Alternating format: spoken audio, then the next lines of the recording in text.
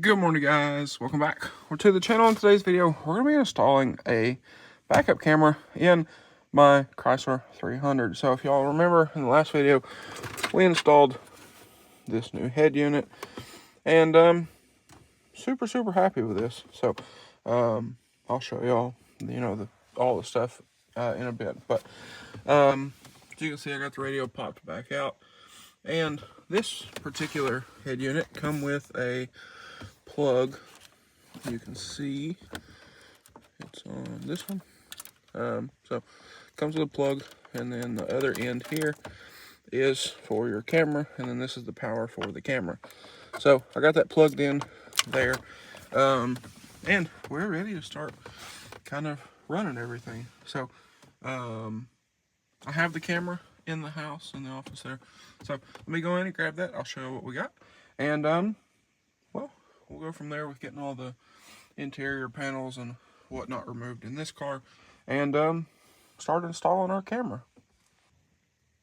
Okay, so we got the front piece off, lift straight up.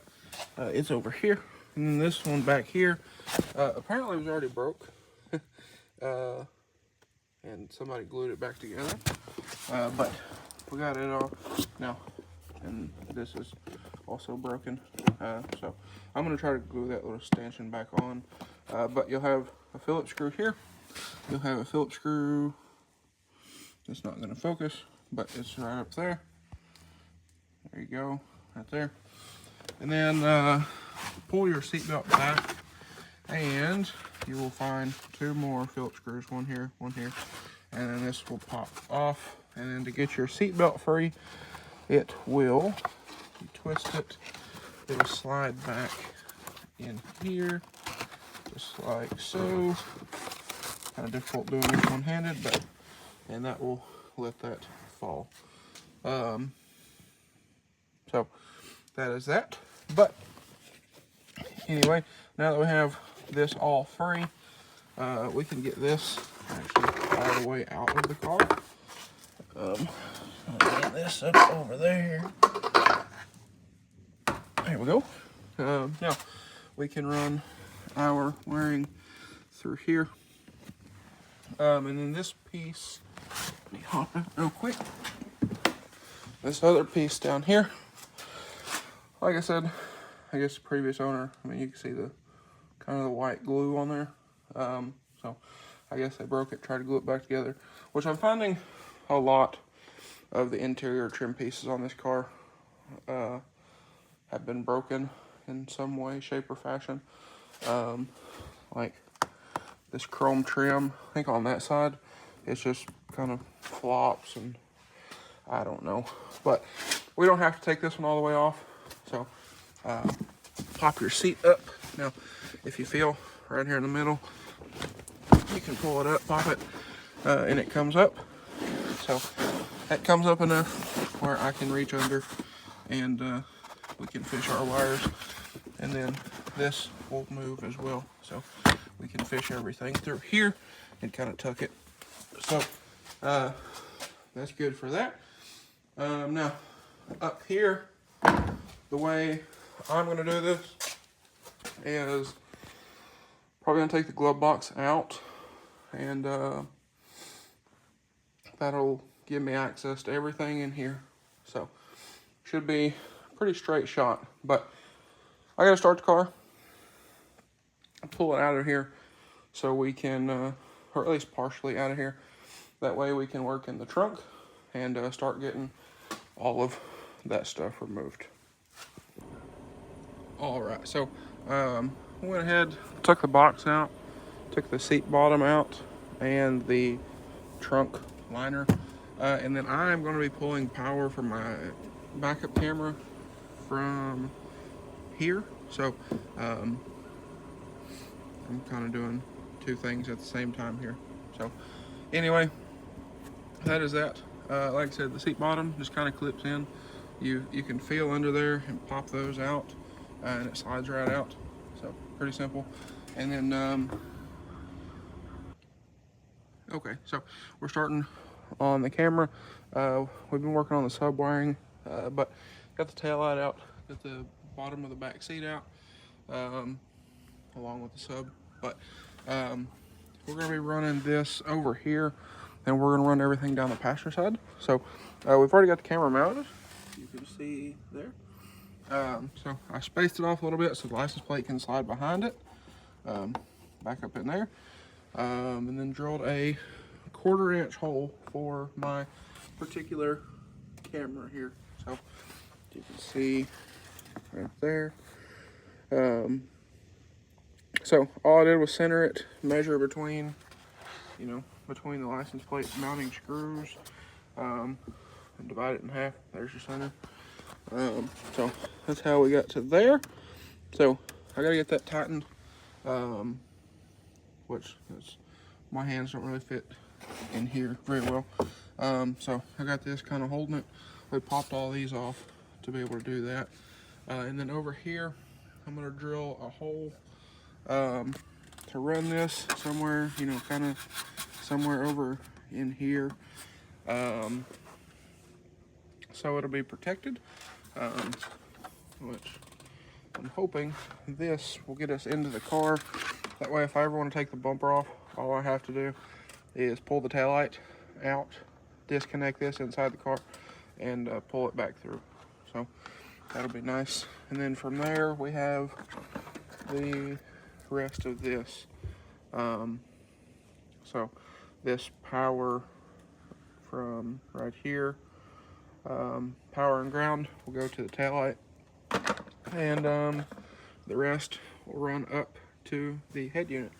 So anyway, I'm gonna go down to the shop, see if I can find something to get this tightened up, and then I will put it where it needs to be as far as which way it points, and we'll get these back in, and this should be done back here, and we can go ahead and start running our wiring, kind of down through, and then I'm gonna run them over and then through with the factory wiring, so it'll be nice and out of the way.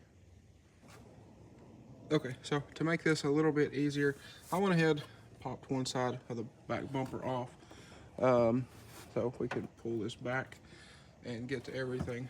To do so, if your back bumper's never been off, these will be like plastic rivets. Drill those out, they'll come right out, and then you can get some regular clips and put in here. Now if your bumper's ever been off, you'll probably have something like this in it, but take those out. You'll have one screw right here, which is a 7 mil, you can see there, and then slide it straight back, and this will allow you a bunch of room to be able to work. So that's what we ended up doing. Like I said, you can pull this back pretty good ways and get some room under there. So that'll probably help some of y'all out. But anyway, let's continue on.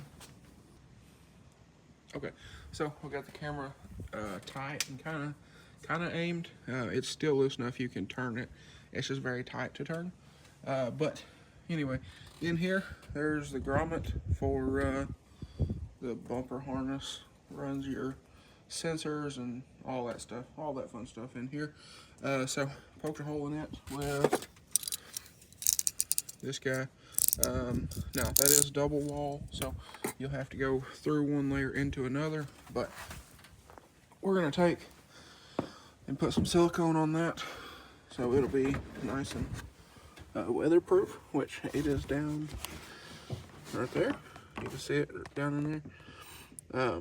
So it'll be nice, it'll be tucked, and we don't have to drill any more holes in the tub of the car, which will be nice as well. So from there we can connect on and run it from there. So anyway, I'm gonna run down to the shop, grab some silicone, we'll get on that, and I can go ahead and take my wire here, which if you look on these are splined. So you will have to line that spline up, there you can see it, in there, and run this forward. And then like I said, you will have to connect into your wiring back here for your slide. All right, y'all. So we got the backup camera on. And don't mind the back of the car. The thing's absolutely filthy, but as you can see, the camera is mounted. It's nice because it's hidden, but it's not so nice that it's pointed pretty much straight at the ground. So I'll show you all that here in just a moment. But also got the tails tinted on this thing, which is a nice change. Ran all of our wiring up through over to the radio. This is my phone charger, don't worry about it. So ran up through the kick plate, over top of the glove box, and then over and in, and we got it connected. So one nice thing about this, I guess pointed at the ground, it's nice for like curbs and stuff, but not exactly so nice for vehicles. But either way, so put it in reverse, and you can see the picture is not bad. It's just pointed at the ground. So I got to do something about that, but we'll figure that out when we get there. So anyway, another annoying thing about this is with this head unit, if you play music or listen to music, you put the car in reverse, music goes away. So I've tried to turn that off, and it won't go off. So that's pretty annoying. But other than that, I mean, it's not too bad. So say like here, I'll go back to about there, which gets us pretty close to where I normally park. So it's not bad. And then, like I said, if you're listening to music, you put the car in reverse, music does go away. So that's just kind of annoying. But either way, guys, we did get everything all ran. On the back of this particular head unit, there is a little pigtail comes off, one with your yellow RCA, and then the red wire. Connect the red wire from your camera to that, and then plug it in, and you're good. At the back of the car, sorry we didn't film this the other day, kind of ran out of daylight, but in the back of the car near the taillight, in the taillight plug, put the car in reverse, figure out what's your power for your reverse lights, wire your lead into that, and then I put my ground just to the car. There was a ground stud in the trunk that I ended up using, and well, it works very well. So anyway, as you've seen, I don't have a plate on this car. I took it off for filming and some pictures and whatnot, so I'm not going to drive the car until I put the plate back on. Maybe. But next for this, I do have some new stuff. Y'all probably already seen this video, but next I'm going to get rid of these lights, or I'm going to try to. This one's probably not going to go away. The check engine light's probably not going to go away because I have a low temp thermostat in this car, and it keeps triggering the light. And then over here, this is a wheel speed sensor up there, so I need to get that fixed up.